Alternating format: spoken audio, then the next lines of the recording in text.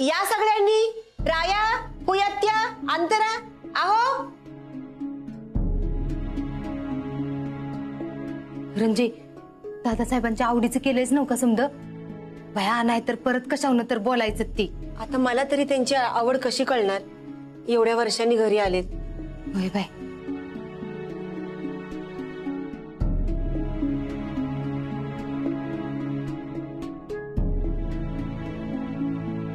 आत्या, मामांजी येत आहेत.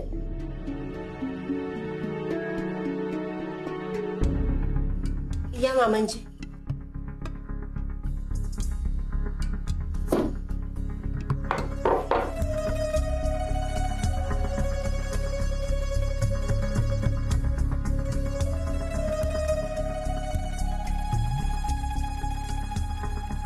अहो, तुम्ही खाली का बसलात? खाली का बसलाय म्हणजे? जेवायला खालीच बसतात. अहो, इथे तर खुर्चीवर बसतात सगळे. अरे अरे अरे अरे, म्हणजे सगळ्या प्रथा तुम्ही धुळीला मिळवल्यात. तर आता मलाच तुम्हाला समद्या प्रथा पुन्हा एकदा ठणकावून सांगायला लागतील असं वाटतंय. आजपासून या घरात समदे जण खाली बसून जेवण करताल. हे असं खाली मांडी घालून बसला ना की मग गुडघ्याचं दुखणं बिकणं बी पार दूर पळतं या आणि पचन बी अगदी व्यवस्थित होतं या. हे एवढं बी माहिती नाही तुम्हाला. चला उठा, बसलात काय खुर्चीवरती? या इथे खाली बसा सगळे.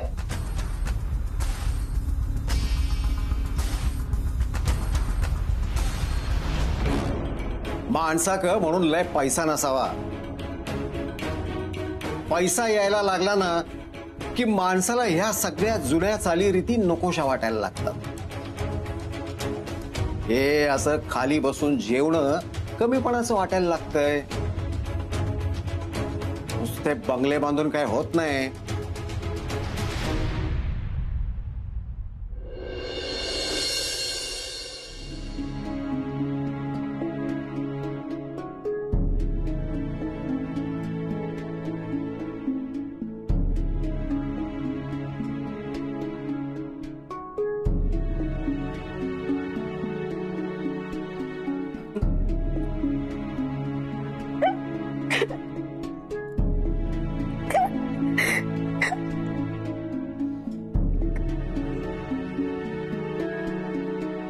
कृष्णा,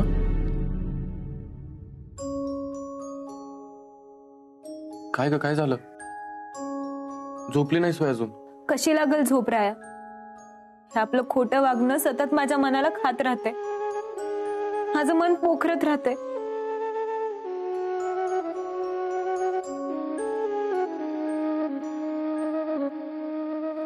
कृष्णा, मग तुझ्या मनाला सांग की आपण काय बी चुकीचं केलेलं नाही. आमच्यात लई म्हणजे लई प्रेम आहे. आणि प्रेम कुठल्या बी नात्याच्या पलीकडचं असतं. आम्ही कुणाशीच खोटं बोललो नाही, फक्त काही गोष्टीला पावल्या. ही घटस्फोटाची गोष्ट जर घरातल्यांना कळाली तर त्यांचा आपल्यावर असलेल्या विश्वासाला किती मोठा तडा जाईल ह्याचा कधी विचार केलायस खरं तू? आपण फक्त खोटं बोलत नाहीये राया, आपण त्यांच्या विश्वासासोबत, त्यांच्या भावनांसोबत खेळतोय. मला नाही असं वाटत. हे बघ, घरच्यांना बी हेच वाटतं ना की आपण एकत्र असावं, सोबत राहावं. उलट आपण त्यांची इच्छाच पूर्ण करतोय की. आणि तू म्हणली तसं तर घरच्यांना आपल्या घटस्फोटाबद्दल कळालंच तर त्याची सगळी जबाबदारी मी घेईन कृष्ण.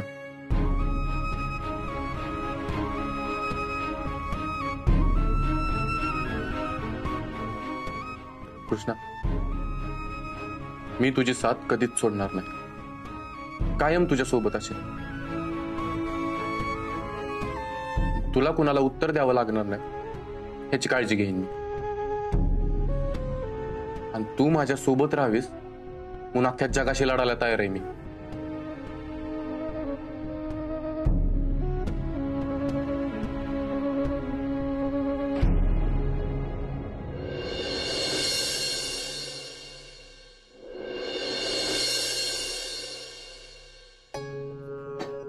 आत्या काही मदत करू का? भाजी निवडून देते.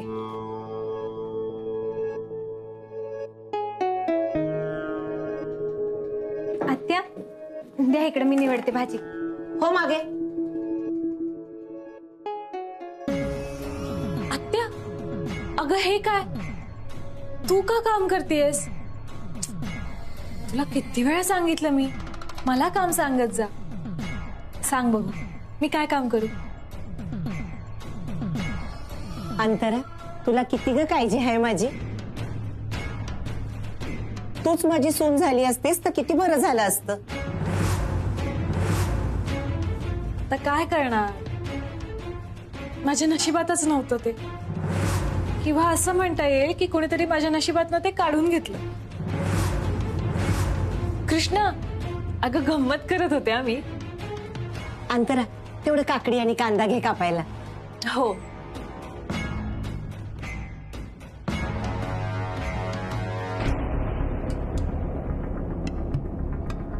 हे काय आता नवीन?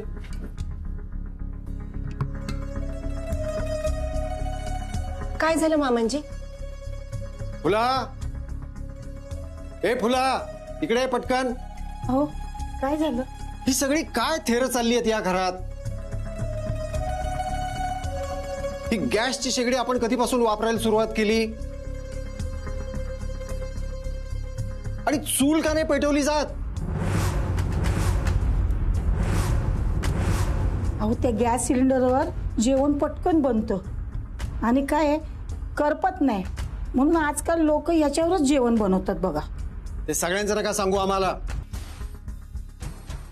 चूल पेटवा, हे लाड आजपासून बंद करा. आम्हाला चुलीवरचं जेवण लागतं आणि यापुढे या घरात फक्त चुलीवरचं जेवण बनेल.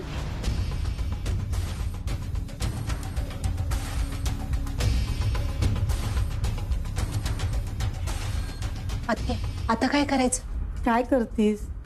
चल पेटव चूल.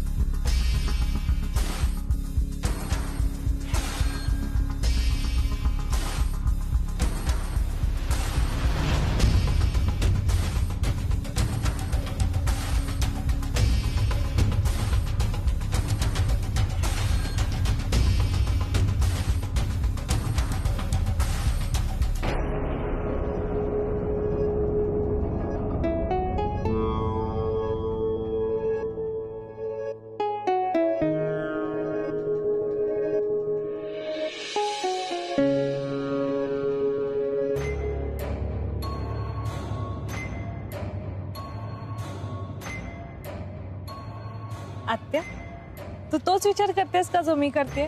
म्हणून तर आपल्या दोघींची जोडी चांगलीच जमल्या बघ. अंतरा, हीच ती येळ आहे आणि हीच ती जागा आहे त्या म्हाताऱ्याला आपल्या मुठीत घ्यायची आणि ह्याच्यावर इम्प्रेशन पाडायची.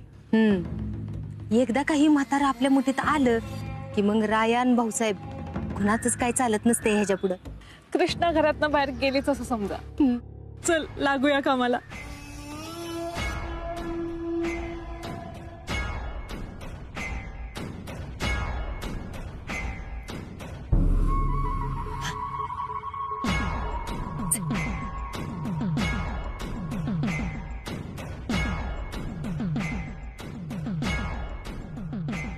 दादासाहेब, तुमच्यासाठी चहा आणू का? अहो, ही काय चहा प्यायची वेळ आहे का? बाहेर उकाडा किती पडलाय आणि तुम्ही चहा पाचताय. गर्मीनं मारायचा विचार आहे का? नाही नाही अंतरा, अगं किस्त ऊन आहे बाहेर, आता कुठं चहा पिणार आहे ती. मामांजी, मी तुमच्यासाठी ताक आणू का? नाही म्हणजे उन्हाळ्याचं वाईच बरं असते म्हणून म्हणलं. हा बरं, आणा, पण घरात बनवलेलं असेल तरच आणा. हो, घरी बनवलेलंच आहे. आम्ही सगळे घरात बनवलेलंच ताक पितो. आम्हाला सगळ्यांना तेच आवडतं. अंतरा, मग तूच आणखी ताक. आत्या, चल ना आपण दोघी आणूया.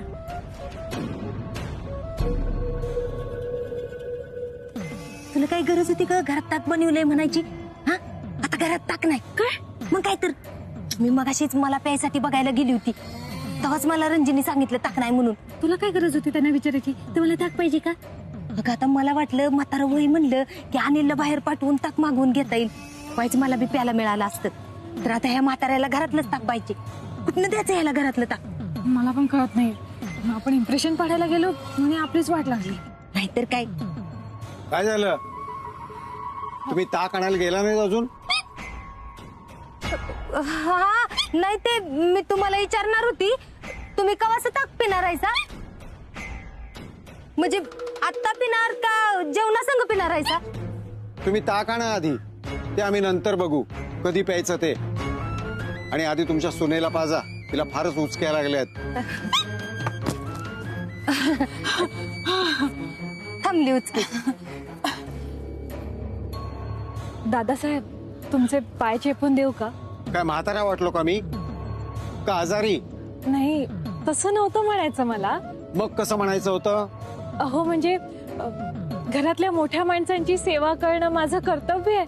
मला खूप आवडतं. मी आत्याचे रोज पाय चेपते म्हणून विचारलं. हो ना आत्या? वय लई गुणाची सून आहे बघा माझी. हो पण ह्या वयात सुनेकडून पाय दाबून घेताना तुम्हाला लाज वाटली पाहिजे. काय म्हाताऱ्या झालात का तुम्ही? तुम्हाला घरातली अवजड कामं करायला लावली पाहिजेत म्हणजे तुमचे पाय दुखणार नाहीत. निघा. आमचं चुलीवरचं जेवण बनवायला सुरुवात केली की नाही ते बघा आणि जेवणाची वेळ झाली की घेऊन या. वय जातो. हो सुटलो एकदाच. नाहीतर मला वाटलं म्हातारा तर आपल्यालाच खाते काय कुणास ठाऊक. तेच वाट आहे ग म्हातार. थोडे दिवस थांब त्यांना लाईनीवरच आणू.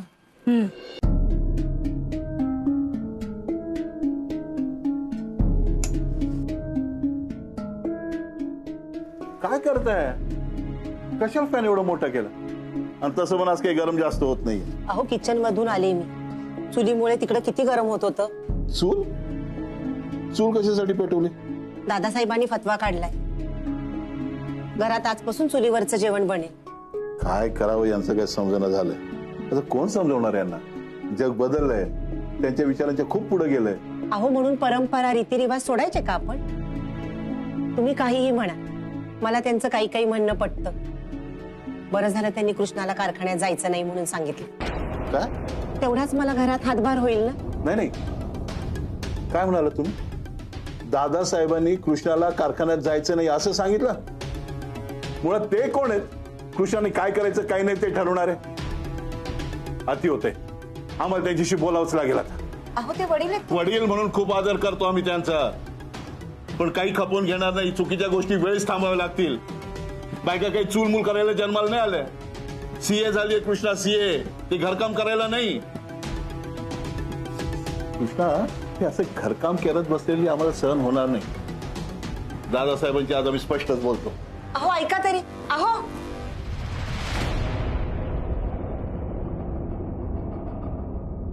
का करताय तुम्ही असं? काय झालं? काही चुकीचं वागलो का आम्ही?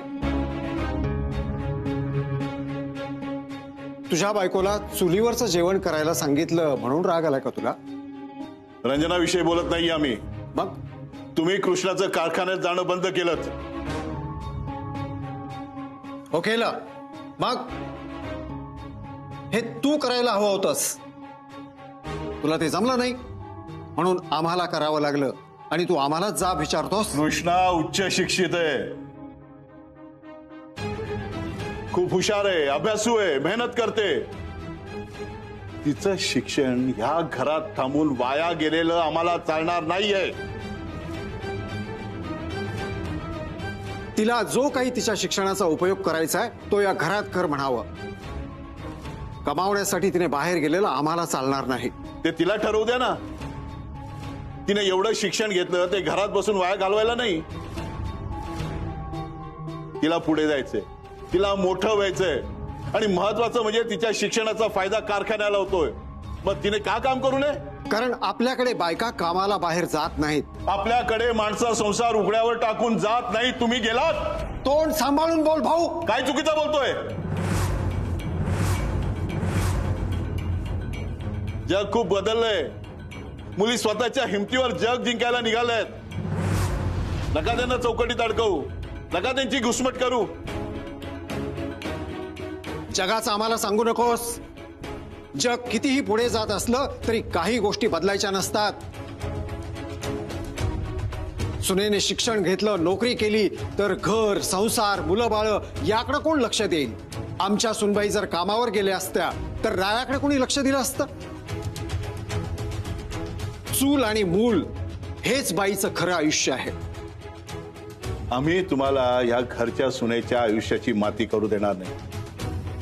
कृष्णा, पोरी तू नेहमीप्रमाणे कारखान्यात जायचं आणि हा आमचा निर्णय. आणि हा निर्णय आम्हाला मान्य नाही.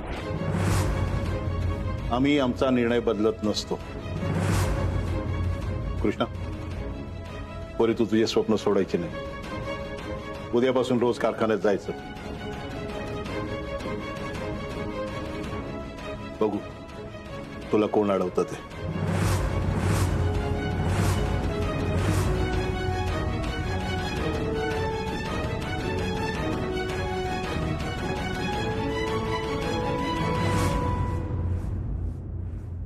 ही बाकी भारी झाली. आता ही कशी जरी वागली का नाही तरी दोघांपैकी कुणाच्या ना कुणाच्या मनातनं उतरणारच. आता बघू ही काय करत्या.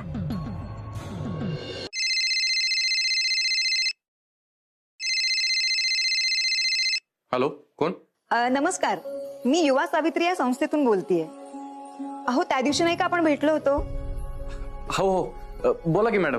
हो, मी ज्युरींसोबत बोलले आणि या वर्षीचा आदर्श युवा सावित्री पुरस्कार हा कृष्णा यांनाच द्यायचा असं आम्ही एकमताने ठरवलं. आमची आढावा मीटिंग झाली, म्हटलं तुमच्या कानावर घालावं. हा, आणि बाकी सगळे डिटेल्स मी तुम्हाला देईनच, पण तुम्ही हा निरोप त्यांना द्याल का? नाही म्हणजे मी प्रत्यक्ष त्यांना भेटणारच आहे, पण जर का तुम्ही हा निरोप त्यांना दिला असता तर बरं झालं असतं.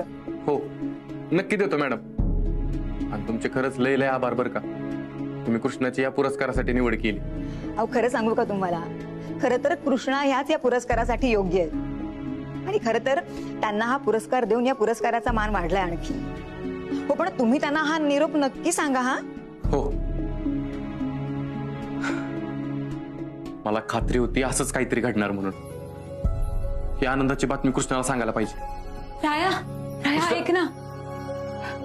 खाली मी कामावर जायचं का नाही यावरनं दादासाहेबां भाऊसाहेबांमध्ये वाद झालाय. भाऊसाहेबांना वाटतंय मी कारखान्यात जाऊन काम करायला पाहिजे आणि दादासाहेबांना वाटतंय मी घरी थांबून संसार सांभाळायला पाहिजे. आता मलाच कळणं झालंय नेमकं मी काय करू, पण मला कुणाचंच मन दुखवायचं नाहीये बघ राया.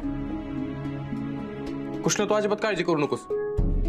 त्यांचा राग लवकरच शांत होईल. एवढा मोठा वाद झालाय, असं कसं राग शांत होईल? असा कुठला चमत्कार घडणार आहे? अगं, घडणार आहे नाही, घडलाय. तुला या वर्षीचा आदर्श युवा सावित्री पुरस्कार मिळणार आहे. काय खरंच? राया, ही समद तुझ्यामुळे घडलंय बघ. तू माझ्या पाठीशी उभा आहेस ना, म्हणून हे समद घडलंय. माझ्या यशामध्ये ना तुझा लई मोठा वाटा आहे बघ. ह्यात माझा कसला वाटा आहे तेव्हा? सगळी तुझी मेहनत आहे आणि तुझ्या कष्टाचं फळ आहे. आता बघच तू, तेव्हा घरच्यांना आणि दादासाहेबांना कळलं ना की तुला पुरस्कार मिळणार आहे, तेव्हा ते तुला कारखान्यात जाण्यापासून अजिबात अडवणार नाही. मला तर असं झालंय कधी एकदा मामीला ही बातमी सांगते. ही बातमी ऐकून मामी लई खुश होईल माहितीये का? आम्ही आले तिला फोन करू. हा,